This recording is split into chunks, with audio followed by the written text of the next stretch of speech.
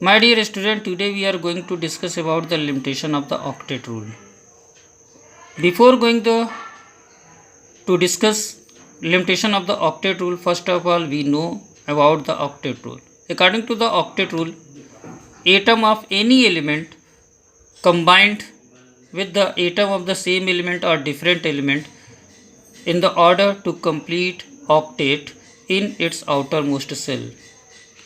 But there are some compound which do not obey the octet rule. It means that they do not have electron equal to the 8 electron.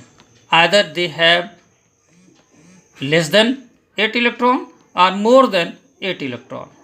For example, the first limitation of octet rule is formation of the compound involving the hydrogen. As we know that hydrogen has only one cell, and that cell is the first cell as well as the last cell of hydrogen, and in this condition only the 2 electron required by the hydrogen to complete its duplet and obtained electronic configuration as like the nearest noble gas, that is the helium.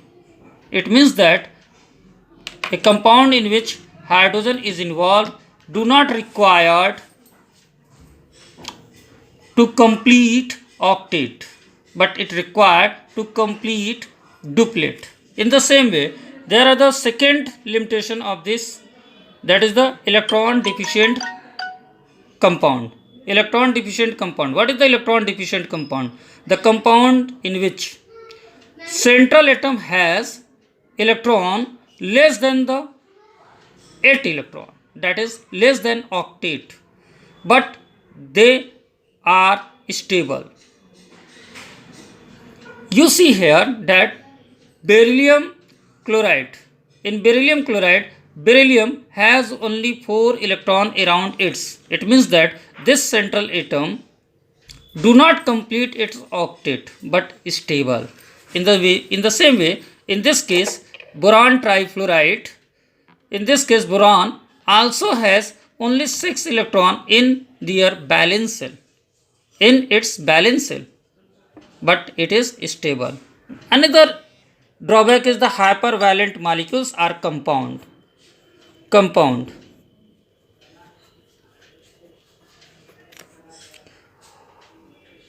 Hypervalent compound are those compound in which central atom has electron more than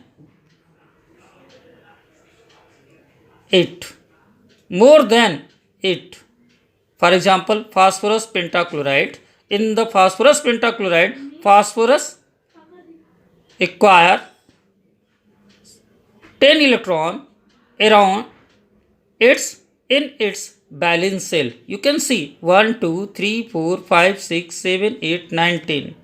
In the same way, sulfur hexafluoride. In sulfur hexafluoride, around the sulfur 12 electron is present. That is, in case of the sulfur hexafluoride, central sulfur atom has 12 electron in its valence cell instead of the 8 electron. In the same way, iodine heptafluoride.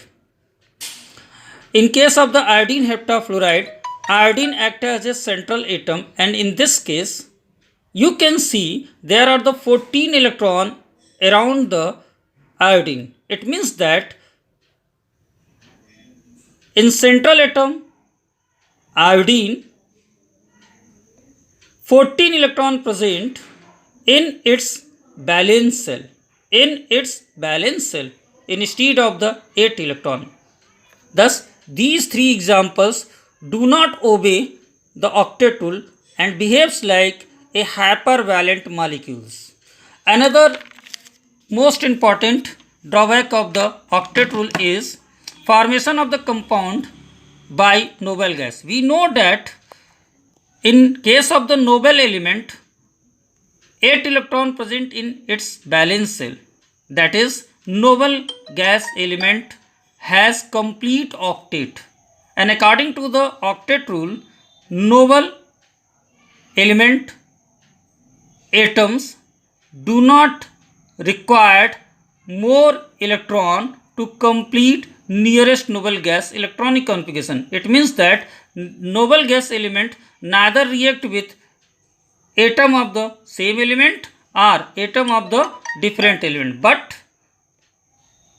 xenon and krypton, these are the two noble gas and they have octet in its valence shell, but they react with the fluorine and oxygen to form numbers of the compounds like this. So octet rule cannot explain why the noble gas form compound like the xenon difluoride, xenon tetrafluoride, xenon hexafluoride, xenon trioxide, xenon oxy tetrafluoride, xenon oxy difluoride.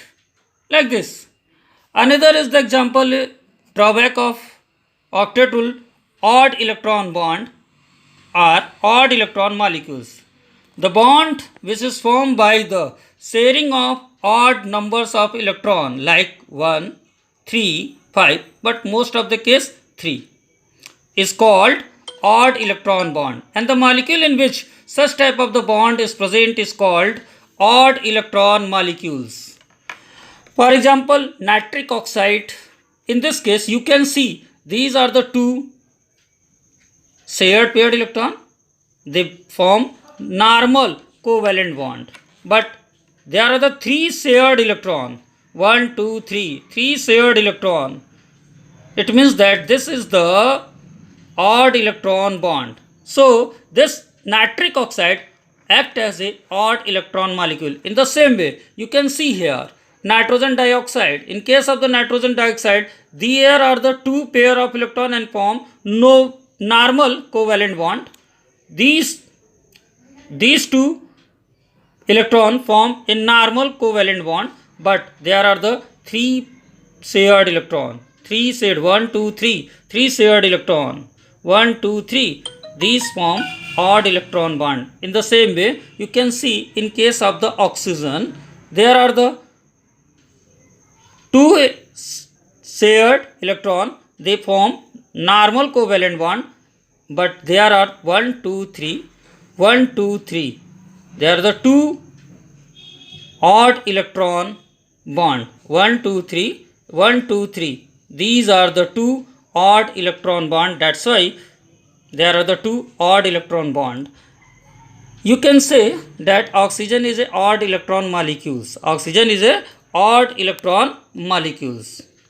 I also give one more information to you. One odd electron bond is equal to half covalent bond. One odd electron bond is equal to half covalent bond. Thank you.